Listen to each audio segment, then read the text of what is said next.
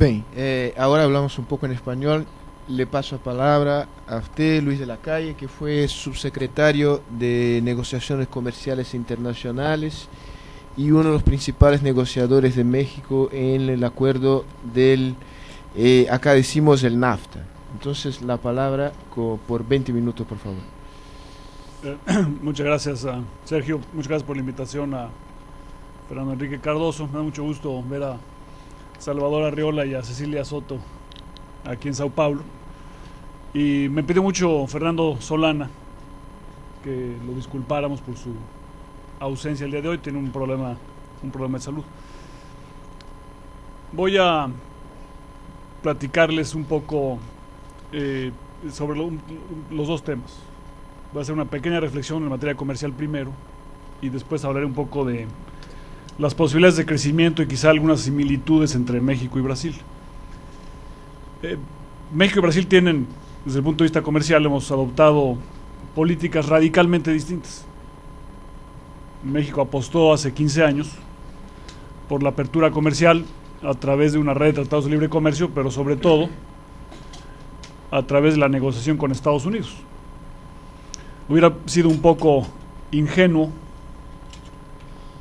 engañoso por parte de México negociar con cualquier otro país un tratado de libre comercio que no fuera con Estados Unidos. Como decía Salvador, teníamos cerca del 80% del comercio con ellos en esa época. Bueno, hubiera sido muy fácil negociar con 2 o 3 países que contaran por el 5% y pensar que habíamos abierto la economía. O sea, objetivamente, México solamente podía negociar con un país, que era con Estados Unidos, por razones geográficas, por razones del tamaño de las economías y sobre todo por la señal que envía una negociación con Estados Unidos, que es de una apertura permanente. O sea, la principal característica, el único criterio que debiera evaluarse para una negociación comercial no es si se ganó y se tuvo un déficit o un superávit, si ganó un sector u otro, sino si la apertura da certidumbre y permanencia. Porque es de la certidumbre y la permanencia de donde se derivan los beneficios.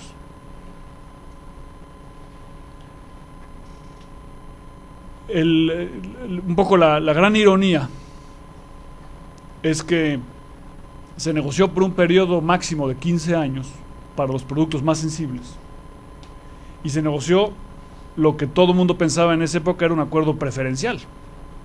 Es decir, México y Canadá pertenecían a un club con los Estados Unidos en la que nos dábamos preferencias. Al llegar los 15 años y terminar la implementación del NAFTA, en México también le decimos NAFTA, menos, pero es la influencia de América del Sur. Nos encontramos que el NAFTA no es un acuerdo preferencial. ¿Cómo va a serlo? Si México en esos 15 años, bueno, y yo me declaro culpable de ese crimen, negoció tratados de libre comercio con la Unión Europea, con básicamente toda América Latina, con Brasil un poco menos porque bueno, hace 53 y el 55 no son tan ambiciosos como quisiéramos, ¿no? Estados Unidos ha negociado con una lista interminable de países y Canadá también. Además de que Estados Unidos tiene un arancel de nación más favorecida en industriales del 2%. Entonces, ¿dónde está la preferencia? O sea, México no tiene hoy en día, en los hechos, en los volúmenes de comercio, un acuerdo preferencial con Estados Unidos. Tenemos un acuerdo de certidumbre. Certidumbre, por cierto, que viene en dos sentidos. La certidumbre que puedo exportar con 0 arancel, pero sobre todo la certidumbre que ellos me pueden exportar a mí con 0 arancel. En todos los productos, porque la principal característica del NAFTA es que no hay excepciones. Y por eso tenemos ahora la apertura supuestamente dolorosa en materia de maíz, azúcar y leche y frijol en el año 2008. Y lo digo supuestamente porque otra vez la ironía. El principal problema que vamos a tener en 2008 en materia de maíz son sus altos precios y su posible escasez más que su relativa abundancia. Yo creo que un poco estuve en CEPAL en Santiago hace un mes y medio discutiendo con un grupo de América Latina estos temas sobre si debemos tener más acuerdos preferenciales o menos. Yo creo que estamos peleando la batalla del siglo pasado. O sea, en realidad, lo que debemos estar discutiendo en América Latina es cómo vamos a llegar a una situación y cómo vamos a vivir en un mundo en el que no hay acuerdos preferenciales. México es un gran exportador de Estados Unidos. Digo, las cifras son contundentes. O sea, nosotros comerciamos con Estados Unidos $800 millones diarios. Comerciamos con Argentina $800 millones al año. Entonces son muy buenos amigos los argentinos, ¿sí? Muy buenas personas, ¿no? Sí. So what? 1/365. Esa es la proporción. México no puede ser competitivo en Estados Unidos si no tenemos insumos a precios internacionales. Porque nuestros principales competidores, es decir, China, consigue todos sus insumos a precios internacionales o menos. Entonces, si México tiene una economía cerrada en su contexto de nación más favorecida, no podemos competir exitosamente con China en Estados Unidos porque nos eleva el costo de producción en México. Entonces, México lo hemos estado haciendo, llamándolo de distintas maneras. Crecientemente tiene una situación de libre comercio con el mundo. Y la apertura que hace México es una apertura unilateral. Entonces, un poco lo que decía Sergio Amaral cuando llegué. No podemos poner en las manos de políticos en Washington o en Bruselas la política comercial de nuestros países. Es una locura. El Congreso de Estados Unidos, que es el país más poderoso del mundo, pasó el Tratado de Libre Comercio con Centroamérica con la diferencia de un voto. Es ridículo. O sea, si vamos a depender de la buena voluntad de los congresistas de Estados Unidos para decidir nuestra política comercial, estamos poniendo nuestro desarrollo en manos de personas que no tienen interés en ayudarnos a desarrollarnos. O sea, las economías de América Central no representan ni siquiera el 25% de la economía de Los Ángeles. Y no pudieron pasar, digo, con mucho esfuerzo, el Tratado de Libre Comercio con ellos. Entonces, pensar que vamos a esperar a ver si Estados Unidos y Europa toman sus decisiones y nos guardamos fichas de negociación para negociar algún día con ellos, yo creo que es un error. Yo creo que no son fichas de negociación. O sea, no va a haber una conclusión exitosa de Doha sin un esfuerzo de la India y Brasil por abrir su sector industrial. Eso está claro. Pero tampoco lo va a haber a pesar de que se dieran esas concesiones. O sea, Estados Unidos y Europa no van a decidir su política agropecuaria en función de tener acceso a Brasil o la India en lo industriales. Yo creo que la decisión de abrir en el sector industrial debe ser una decisión de competitividad nuestra. La decisión que va a tomar México, que hemos estado tomando, es abrir. Y no porque tengamos ideológicamente un sesgo o, como decía Jorge Gerdau, que por nuestra cercanía a Estados Unidos tengamos mejor capacidad gerencial. Es por puro pragmatismo. Si queremos exportar automóviles a Estados Unidos o televisores, necesitamos que los insumos de esos televisores tengan arancel cero. Y si los encarecemos en México, no podemos exportarlos. ¿A qué deben hacer un poco México y Brasil? Yo siento que,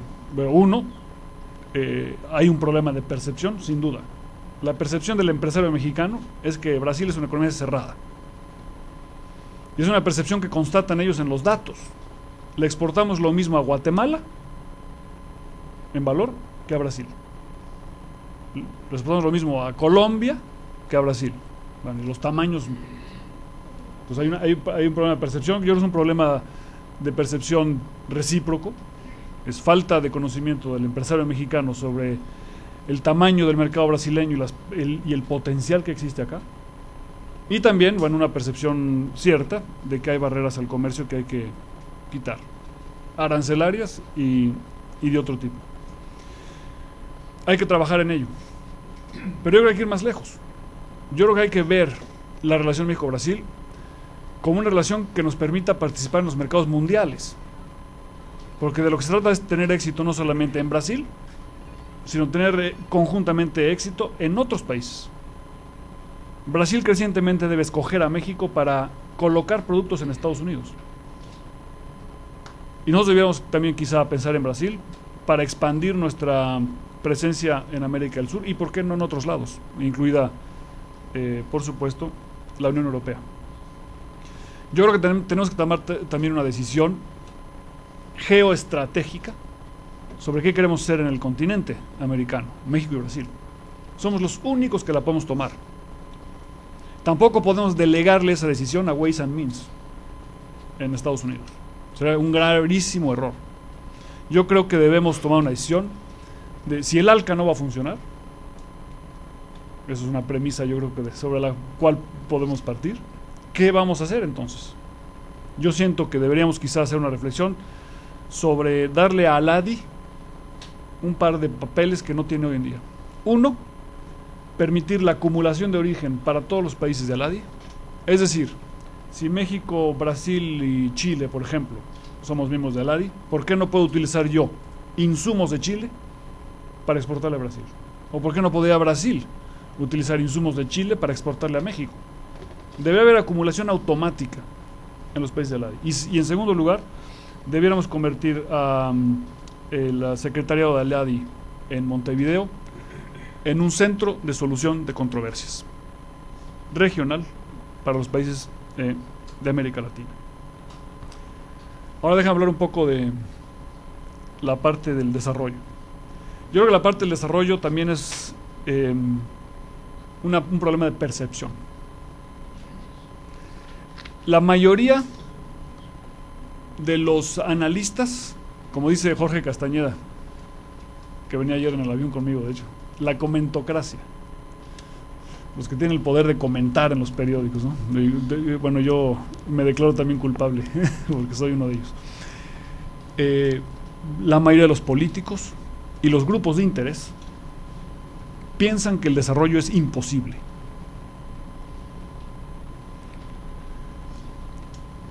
¿Qué es ser el desarrollo? El desarrollo es volverse un país desarrollado en una generación. Si el desarrollo es se van a volver desarrollados mis tataranietos en 150 años, pues es irrelevante, porque yo no voy a ahorrar para que mis tataranietos, para mis hijos quizás sí, pero mis no, tataranietos de ninguna manera. Si no nos convencemos de la posibilidad del desarrollo, el desarrollo no va a suceder. México y Brasil tienen la capacidad de volverse países desarrollados en 25 años. Desarrollados, el otro día me decía en una conferencia Manuel Arango, bueno, ¿pero qué es el desarrollo? Le digo, es muy fácil. Te subes un avión, estamos en México, vuelas a Houston y antes de aterrizar ves por la ventanilla, y eso es el desarrollo. Las calles derechas, los puentes bien, los trenes y la logística y las escuelas y los campos de béisbol y los de fútbol, que ahora resulta que hasta en fútbol igual nos ganan los americanos. Las universidades. Entonces tenemos que tomar una decisión de si creemos en el desarrollo. Hemos discutido mucho tiempo en México si necesitamos presidentes economistas o abogados. Yo les decía hace muchos años necesitamos un psiquiatra, ¿no?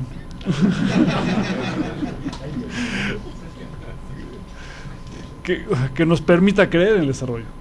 Porque como decía también Jorge Gerdau, el principal impedimento al desarrollo es la falta de inversión. Pero la inversión cuesta. Entonces, ¿para qué vamos a invertir si no nos vamos a desarrollar?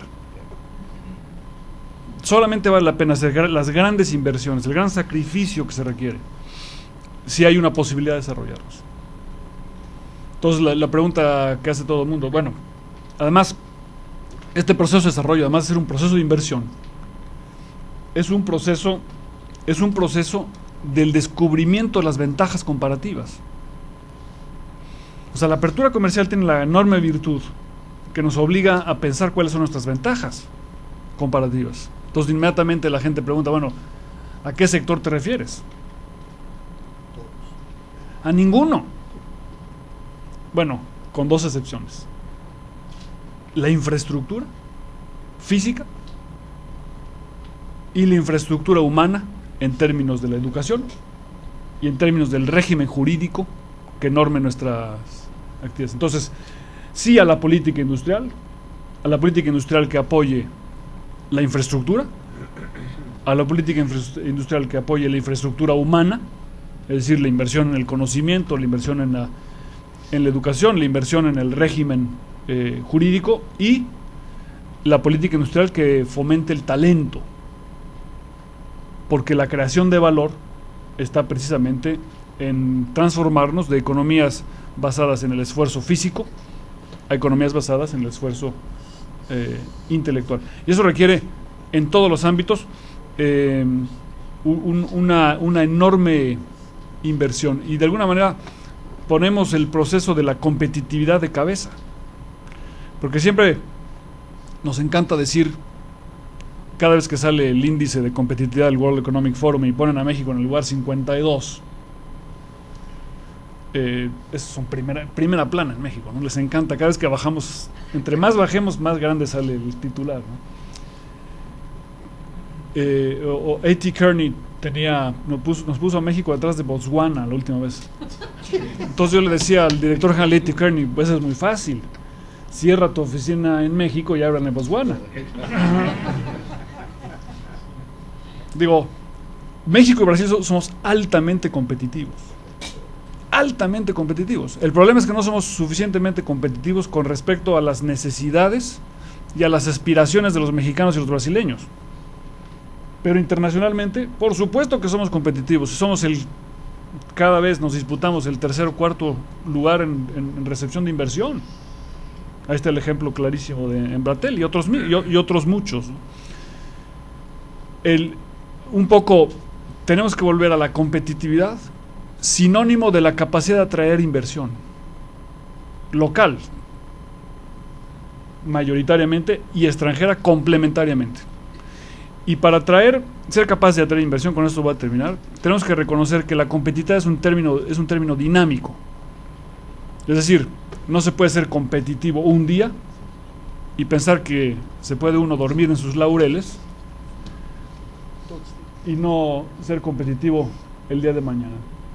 Un poco la decisión que para desarrollarnos tenemos que invertir mucho más, y para invertir mucho más necesitamos ser dinámicamente competitivos, es decir, mejorar cada día en todo lo que hacemos, y para eso hay que apostar, desgraciadamente, a la apertura total de nuestras economías, porque en eso es donde vamos a poder encontrar nuestras auténticas ventajas comparativas. Y Brasil y México pueden transformar América Latina, no tanto por los convenios y las reuniones de grupo de no sé quién o no sé cuál. Entonces, que digo, yo estuve en esa diplomacia viajando por todos lados muchos años, sino fundamentalmente por lo que hagamos internamente cada uno.